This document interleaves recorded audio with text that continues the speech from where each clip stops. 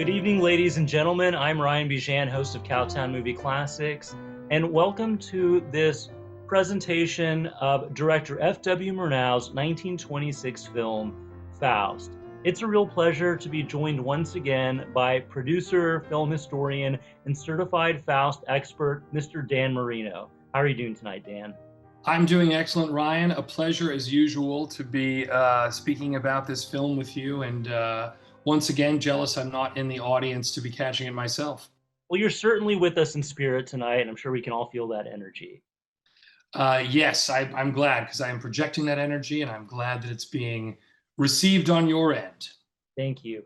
Well, Yeah, the story of Faust, even if you've never seen one of the millions of adaptations, it's such a legendary tale that's permeated the popular culture that even the people on the street, a Faustian bargain, a deal with the devil are interchangeable.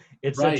It's such a base story that's sort of ingrained in all of us. We have some kind of familiar understanding of it. But it is a story, it is a legend, I should say, that it has been adapted into countless novels, plays, operas, films. I'm sure there's even a couple of Faust video games out there. Poems, I bet there is. Yeah, absolutely. As to the origin, you're absolutely correct. I mean, the Faustian legend, the Faustian bargain, is so famous now. Like we said, most people are familiar with the term, and maybe not as familiar with the legend itself.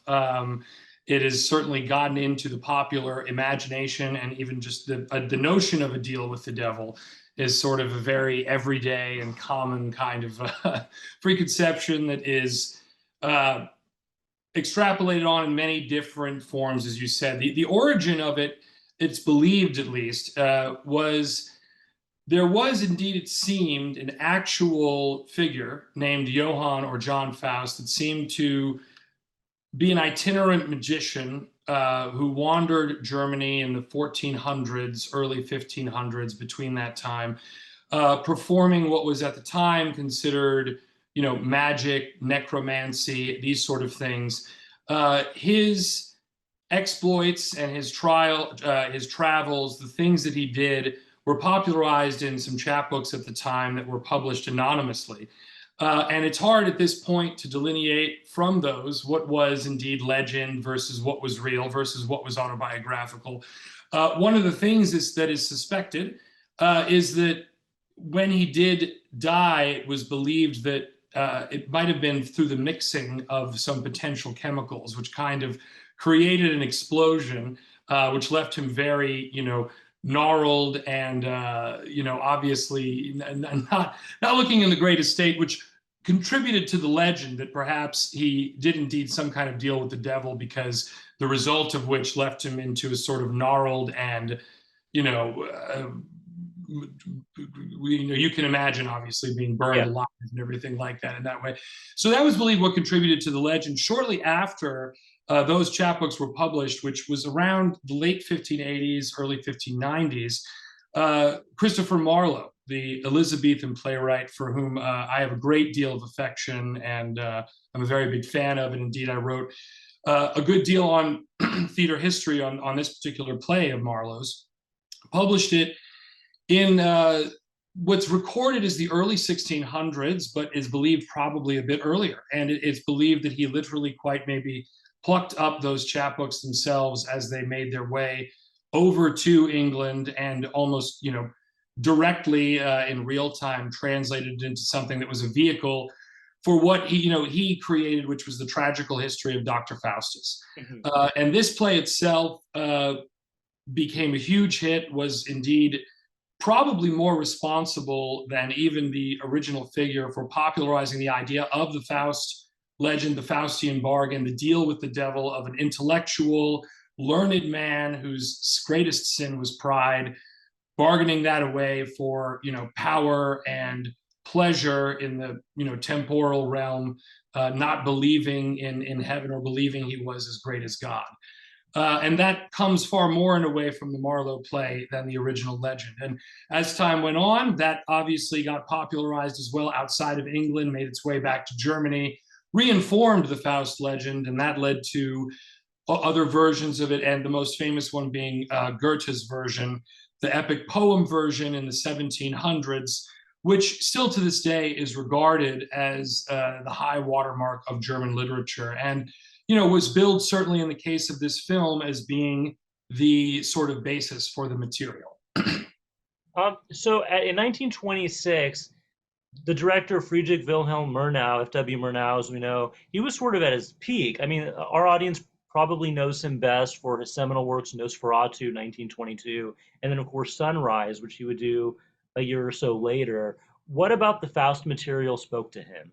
Well, I think, Ryan, and I don't know if your viewership might be familiar with some previous discussions we've had with about the Thief of Baghdad and Alexander Korda, and sort of the rise of what was the international picture. At this time, as we've discussed, it's easy to forget that before the advent of sound, there was many silent film industries that were booming in the way that Hollywood was at this time.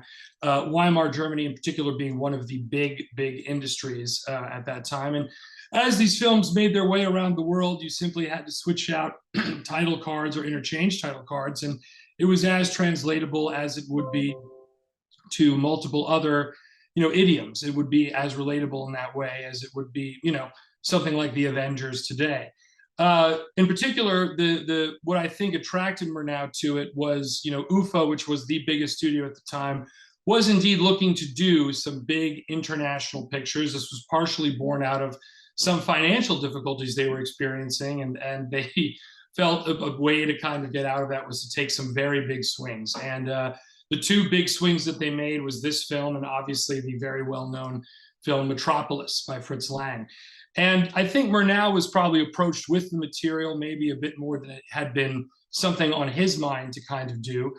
He was indeed one of the biggest directors in Germany at the time. Nosferatu, it can't be understated, I think, the impact of Nosferatu on the post-war German generation, and the way that film kind of perfectly encapsulated what people felt like they were going through at the time.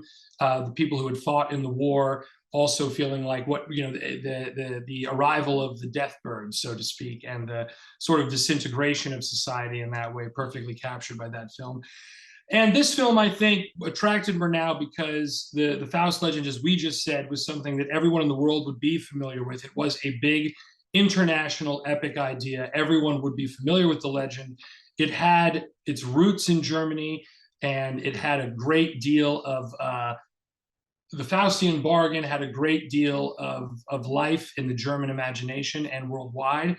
So I think he leapt at the opportunity because this was a chance to really, first off, with all the resources he would have, weave, paint on a big tapestry, weave a truly intricate spell. And indeed, much like The Thief of Baghdad, which we discussed, it is one of the great cinematic spells, if you will, of the silent era. I mean, it's even today stunning to see the photography, the things they came up with. It is still a marvel, I think, to watch today. Even when it's a spell, you're sort of in awe of the way in which they paint that picture. Absolutely. Well, Dan, thank you so much for your time. If you're in the audience, please stick around after the film so you can hear the rest of our conversation. Without further ado, from 1926, director F.W. Murnau's Faust. I mean, that is still just a very moving, incredible experience. I know that this is a pretty standard question, but what was the audience response like at the time to this film? Well, amazingly, the film actually was not a commercial hit at the time, which is kind of, stunning to believe when you look at what the spectacle was and as impressive as it was. I think that what has to be, I think, brought into play here a little bit, without going too far down a rabbit hole on the subject, is the Weimar era itself, German expressionism, and what that time meant politically and socially for Germany. Which I think is hard to view Murnau's work at the time, not in that context. In particular, two films, the biggest being Nosferatu, and obviously this one being the other. At the time, Germany had, the Kaiser had abdicated after World War I. Germany had surrendered, exhausted and depleted in its resources. And after the 1919 Accords had been given tremendously unfavorable terms in the peace settlement that was sued for at that time, which resulted in one of Europe's first true democracies, which was the Weimar Republic. And it's obviously oft debated, if indeed this had a real fair shot as a democracy, because the devaluation of German currency, the fact that it never really had stable footing as a government, it was in constant threat of being overturned by other entities and political entities, created a tremendously unstable environment in Germany itself. And it was an environment that was very free-falling, very decadent, very similar to what we consider the jazz age of the 20s in America. And this was the world in which all these films were kind of brought out of and really were reflected of in a way, reflective of the emotional state of mind. Now, something like Nosferatu, for example, is a very, quintessential example of, I think, the sentiment that everyone kind of felt emotionally. The Faust film that we all just watched, I think, also plays a role in reflecting the psychology of people at the time. And then I think what you're witnessing, and indeed Murnau's film paints the Faust figure, in a little bit more of a favorable light than, for example, does Marlowe's. In that you sort of feel it's coming from a good place. Faust's initial, foray into the sort of, sin and decadence that would follow. But as it reflects to German society, it's more of a poetic exploration of this. But I think what you see in the initial stages of the film is that, as the film says in the beginning, the forces of darkness are let loose upon the land. The emotional reality of the devil, of the plague, of everything. This shows that what German culture and German people, the moral decay it had descended into. And indeed, I think as the film progresses and we go to the sections with Gretchen and the sort of home of Germany, this is also meant to be a sort of lament for the simplicity, the innocence of the Germany that was lost, I think, in the pre-World War I times. And indeed, Gretchen kind of represents that. And how she is corrupted, you know what I mean, slowly but surely. I think she represents the sort of lost, innocence that was Germany before all of this. So in that sense, it's true to say that I think there's a more succinct statement with Nosferatu about this, but poetically, emotionally, Faust it's a brilliant cap to the Weimar era, because I think it perfectly encapsulates all of those feelings the public was going through, even if they didn't quite recognize it at the time. Yeah, Yeah. which is unfortunate because I mean, here we are almost 100 years later, and I think it still holds up pretty well. Incredibly well. Yeah. Well, you brought up something interesting that this film almost softens Faust's initial motivation. And what's fascinating about this version is it literally opens up with an archangel going up against Mephistopheles, essentially placing a wager over this man's soul. It's very, to me, that owes a lot to the book of Job. And Yes. is that something that's present in the original folk tale? Where does that come from?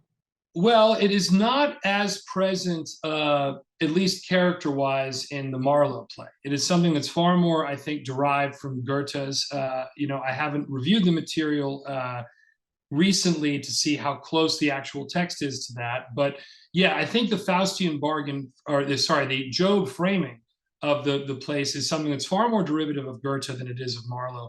Marlowe's play being something that it is sort of exists very much to, it's almost a sort of, I think, an expression of a sort of rebellion against the idea of God. And the figure of Faust, though committing the sin of pride, the whole play exists tremendously within this sort of paradoxical realm of the relationship between, sin and Faust is constantly presented as a figure with regret and concern and trying to get out of it, but never really bringing himself to do it. He's sort of presented as a figure who's damned from the start, and indeed, at the end of the play, is damned. Goethe's is one where the conclusion is a little bit more ambiguous. It is presented where there is perhaps a little bit of a ray of hope. And indeed, in this, the romantic relationship, the devil kind of can't resist his own nature. It's sort of presented as he's sort of ruined his own wager by kind of intervening in this relationship in a way that he should not have, and the love between them kind of redeems people in the end, But that is far more from the Goethe than it is the Marlowe, which exists in a far more amoral, ambiguous realm, you know, Yeah. character-wise.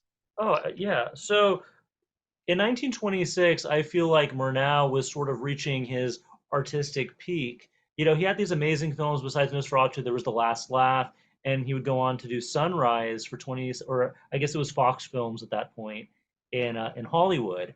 So this is a man who's about to make the jump from international German film to mainstream Hollywood success, but that would be cut short. So what was the trajectory of Murnau's career after Faust? Well, Murnau quickly, we're now almost, by the time Faust had premiered, Murnau was not even present at the premiere itself. He was already on a boat on his way to Hollywood and on his way to making, I believe, Sunrise subsequently followed almost directly after, if not literally quite after.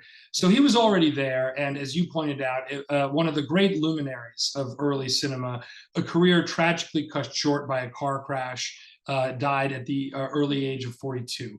And, interestingly enough, in Hollywood, though he is known for making a few masterpieces there, he did not have an easy time of it in Hollywood. He was known quite famously for being very difficult, for being very uncommercial, for prizing the artistic side of things over the commercial side of things. He did not work terribly well within the system, and we're very lucky that the few films of his that survive really did kind of survive a great deal of studio scrutiny and pushback, which he fought tremendously hard for, and give us those masterpieces that were there. But he was truly one of the great early figures. And indeed, if we're talking about Weimar cinema, the two books and the two figures that document it really most accurately, because it's a fascinating period that is shrouded in a great deal of mystery even to this day, because many films from this era are lost. Many documentation, things like that, did not survive Hitler's regime and World War II. The two biggest documents we have are Lottie Eisner's book, The Haunted Screen, and Siegfried Krakauer's book From Caligari to Hitler, which both have a strong perspective on it and sort of document the time. And Lottie Eisner, who was a friend of Murnau's, thinks of him as the single greatest German director that Germany ever produced, despite his small oeuvre. And Werner Herzog has even, I think, gone on record saying that Nosferatu is the greatest German film of all time. It's easy to see why. I think, when you watch a film like Faust and Nosferatu, even for silent films, and Sunrise and The Last Laugh, they're tremendously engaging, even for the period. I mean, they're riveting in a way that even a modern audience today can watch and find super engaging. But he was an extraordinary figure. He knew how to find good collaborators. He was thought of someone who was completely enveloped and obsessed with his vision. He would come in, he would have a sort of idea, and indeed he did not know, and it really can't always be said, he had credit for coming up with the ideas. His collaborators often lamented he'd come in with a vision and he would say, this is what has to happen, and they'd spend days figuring out how to do it. And he would then, when they did it, he would be obsessed with it, giddy like a school child, and spend the day experimenting with it and things like that. But he would always say, I think, and I can even pull up some quotes here that I think of his that are really reflective of it. But for example, I think that he was, if you'll pardon me one moment, Sure. To pull them up, but he had a great sense of, he said, yes, coming in when filming, he would say, they would say, what is the plan? His DP, Carl Hoffman, and he would say, a plan that would be like the theater. The cinema is a matter of projection. You either see something or you don't. All is the matter of the impression. You know what I mean? And that, I think, perfectly describes what he maybe made here with the film. I mean, the sensual impressions, the vivid emotional tapestry he paints is really on full display. Yeah. Well, you mentioned earlier, or off camera, we talked about this, how Murnau had such a strong vision. He had a crew that he could trust. He knew who he could count on. But with Faust, he wanted to go a little bit more global with the casting. Can you talk about that a little bit? I can a little bit. As we said, UFA at the time, these were the two big films they had sort of were taking some big swings with, Metropolis being the other. And as such, we're trying to make something, knowing that the world was familiar with Faustian bargains, so to speak, something that was international. And indeed, Lillian Gish herself was in talks to be Gretchen, who came very close to happening, as I understand it. One of the big holdups was that she wanted to bring on her DP, an American DP, Charles Rocher, and Murnau simply was intractable about wanting to use Carl Hoffman, his DP. And indeed, there's a lot of great collaborators on here we can talk about in a minute. But the irony there being that was sort of the deal breaker for him and a deal breaker for Lillian Gish. She went back, and however, Charles Rocher stayed and kind of stayed in Germany at the time, was fascinated with German cinema at the time and the techniques that they were employing, and kind of remained on set for Faust and asking questions, kind of whatever, and became Murnau's DP, as a matter of fact, when he did Sunrise. It sort of paid off, and not too far later. And I think they won, I believe, what was the first, forgive me, the sound there, the big, but produced what was I think the first cinematography Oscar for Sunrise, if I'm not mistaken. Yeah. But he had many great collaborators on this. I mean, if we could just go down that for a minute, Robert Herlith, who did the costumes, Walter Rohrich, who was the painter, was also the painter for films like Caligari. In this film, one of the cameramen was Edgar G. Ulmer, forgive me, who went on to, do the infamous Universal's Black Cat. Black Cat, one of my favorites. I love it. Mine as well. And Detour, the King of the Bees, obviously. William Dieterle is one of the actors, I believe he represents. I think he is Gretchen's other love interest, and fascinatingly went on to be a director in Hollywood and did The Devil and Daniel Webster, with Walter Huston being one of the great portrayals of the devil, along with Emil Jannings in this film. And yeah, that team that he had there was really one of the singular teams in Weimar Germany that he had used also, I believe, on Nosferatu. Karl Freund, I think, might have been the DP on Nosferatu, if I'm not, or I might be mistaken there. But and he didn't use it here. But Ulmer said that as well about Murnau, that Murnau had a camera instead of a head, which I think it comes across in those films as well. As you mentioned earlier, The Cabinet of Dr. Caligari kind of kicked off the German expressionism boom in cinema in the 1920s. When you look at UFA's two big commercial projects around the time of Faust, Fritz Lang's Metropolis, would you say that these were the culmination of the German expressionist movement? I think you'd probably have to come to that conclusion, certainly on their artistic merits and their production design merits. I mean, one of the figures, and we don't have to go too far down a rabbit hole on him, but who influenced this, although his name is not anywhere on any of these films, is the theater director Max Reinhardt, who was world renowned for being one of the greatest theater directors, and ran the German theater essentially at the time, and knew everybody, knew all of these figures, all of the actors, everyone. His innovative use of lighting, staging, all of this greatly informs everything that was going on in Weimar cinema, though he himself not really an expressionist. And certainly when we look at these films, you are seeing a culmination of just everything that Weimar cinema was about. Now, we talked about the international picture a bit earlier, with the devaluation of Weimar's, currency, and the lack of resources, certainly initially after 1919, there was a consideration about how to potentially compete with all of these international spectacle films. And one of the real, it's not necessarily, it's up for debate how much of it was conscious, how much of it was inadvertent, and just a response to the emotional reality of the time. But Caligari was something that was a huge international hit because it wasn't relying on spectacle in the way of crowd scenes or production design. It relied on the emotional kind of horror, the bizarre nature of the set design. It was truly innovative, and Weimar cinema is known for creating that sort of spectacle in a different way. That was a sort of psychological subtext, and something that had these baroque and bizarre contours that was not really gone anywhere else in cinema, and is still to this day one of the most impactful cinema movements and periods of all of cinema history. And so absolutely, when we look at these films, and really both films really are a combination of spectacle, really bringing in that international spectacle quality, but maintaining the sort of magical spell of all of those, innovative production design things, camera tricks, everything, is on full display with both of these films. So absolutely, they would, I think, be considered canonical, and probably would be the culmination of what we consider Weimar cinema. Yeah. Well, Dan, do you have any closing thoughts on Faust? Well, all I can say is that I think, hopefully for the audience, it's one of many illustrations of why a Faustian bargain is perhaps not the best bargain to strike up.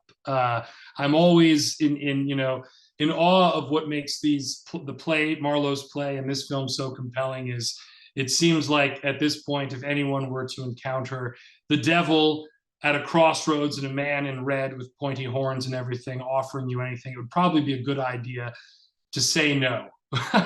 And it's amazing how compelling these films are, with something like that being so obvious, and seeing the ride we go on as an audience, with all of that in mind. But they've certainly left us quite a few lessons that are very instructive. Absolutely. Well, Dan Marino, thank you so much for your time. Thank you, Ryan. As always, it's a pleasure, and I hope everyone enjoyed the film. Once again, my name is Ryan Bijan. We'll see you next time.